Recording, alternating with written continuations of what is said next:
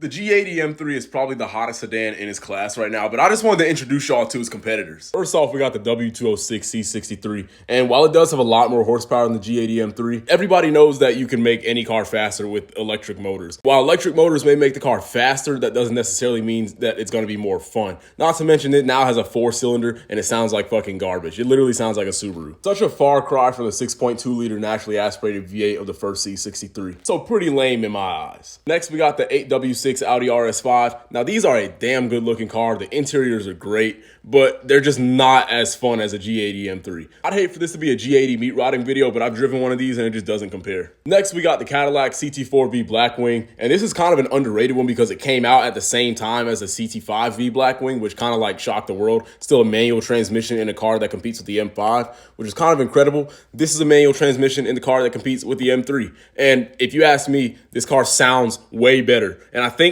in some circumstances has a nicer interior, depending on how you look at it. Now we got the Lexus LC500. The first time I saw one of these, it was an old ass lady driving it, but she fucking drives the hell out of it, and it sounds amazing. This is the best looking and sounding car out of all these, if you ask me. I can't believe I'm saying that about a Lexus. There are a lot of aftermarket options for the G80 and RS5. I'm not so sure about the Lexus, at least the newest generation of Lexus IS, but this one looks the best bone stock out of all the ones I've mentioned so far. Also, it's the only one with a naturally aspirated V8, so I mean, it's automatically gonna sound the best out of all of these. Infiniti Q50 Red Sport. Now, I've never been a big fan of these. I've never been in the Red Sport, so I can't tell you how much fun it is to drive or what it's like to drive, but I have been in the regular ones, and the interiors just always feel kind of gimmicky to me, but the front end on the coupe, that being said, no exhaust will ever make these sound good. I'm sorry. And don't get me wrong about the interior. Like, I'm not gonna lie, these are nice interiors, but like something about it, they always feel like they're either trying to copy another luxury manufacturer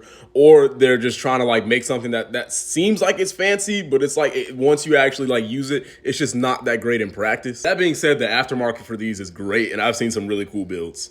Now we got the Alfa Romeo Giulia Quadrifoglio, probably the most syllables in any of these names, but I spent some time with one of these and I actually really like it. They sound just a tad better than an M3 or an M4, and but the thing is, they don't refresh these. Like they recently refreshed it. All it really got was the new taillights that look slightly worse. The interiors are very well designed. This is definitely going to be a timeless exterior design, and they perform well. They're basically just a spicy M3. I think that is just about it. If I missed any, let me know in the comments, and also let me know which one you would choose.